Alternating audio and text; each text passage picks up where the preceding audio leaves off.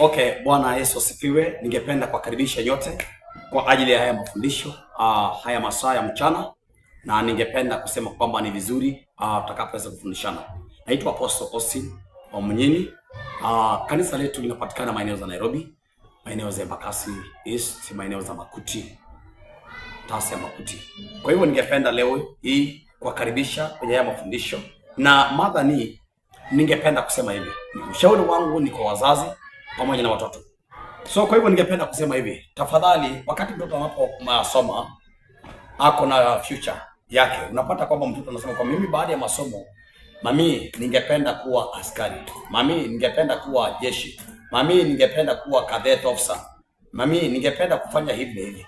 Kwa hivyo ningependa kusema wale asio wanatafuta kazi ya serikali, kile kitu ningeweza kusema hivi, watoto pamoja na wazazi, ama wazazi pamoja na watoto, tafadhali, wakati mko na time ya kukaa na watoto, na kwa wale watoto ambao wanaosoma, mwashauri watoto kwamba wasijaribu kuweka tattoo mwilini.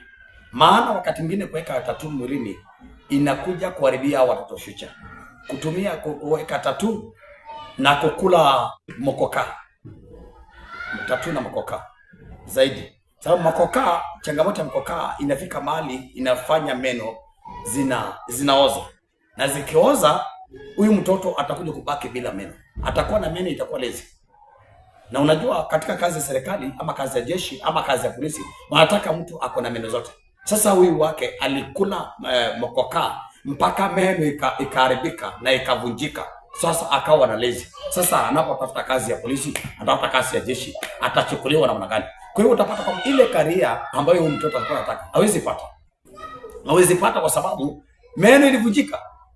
Hawezi pata kwa sababu yeye mwenyewe alikuja akasahau kwamba hii mokoka anatumia sana, inakuja inaathiri meno yake ambazo Mungu alimpatia. Kwa hivyo kwa sababu ya health, kwa sababu ya afya ya meno, tafadhali mwambie mtoto asije akao anakula mokoka ili aweze kulinda afya ya meno. Na mambo ya akiwa anataka kazi yoyote ya serikali, mimi kama mshauri ambao anayepeana hiyo ujumbe kama jinsi ambavyo Mungu anavyotaka, nataka kusema hivi. Nataka ni washauri hii haya mafundisho. Watoto wote, awe mvulana au msichana, asije akaweka tattoo hapa, maana kuna tattoo zingine unapata kwamba zikiingia kwa nyama inakuwa na madhara. Inakuwa na sumu. Kwa hivyo wakati anaweka tattoo hapa, kuna matatu akishaweka hapo, amepeka kwa mikono hapa, ikisha ingia kwa nyama.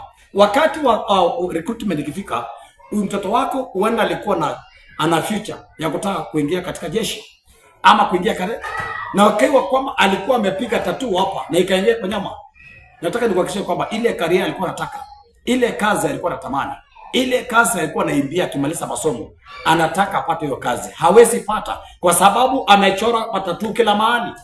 Siku hizi unapata mpaka wasichana wanachora tattoo kwa mikono, mpaka kwa mapaja, mpaka unapata amechora mpaka kwa matiti. So what is that? Na unapata huyu mtoto ni mtoto ambaye anataka kesho atakuja kutegemea na jamii. Jamii ni sisi kama wazazi.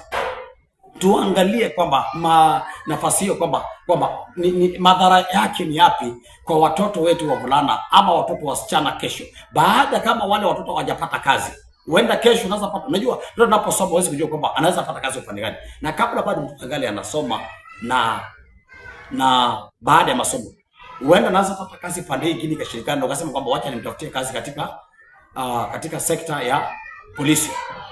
Sasa akiwa amechora matatu kila mahali, amechora matatu, itatolewa na nini? Akifika kule, wakati anapoenda mahali pale, wakati wa uchaguzi, wakati unapoona tatu kumili, anatolewa. Na anapotolewa, hiyo ni nafasi ambayo anaweza poteza nafasi hiyo, kwa sababu atapoteza alikuwa apate, lakini akapoteza.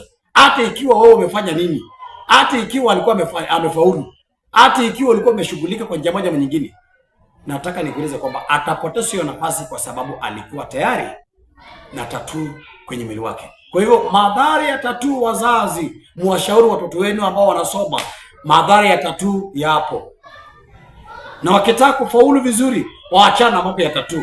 Na watoto wakiwa hata wanaishi bila tattoo, wanaweza kuishi vizuri. Si lazima uweke tattoo mwilini.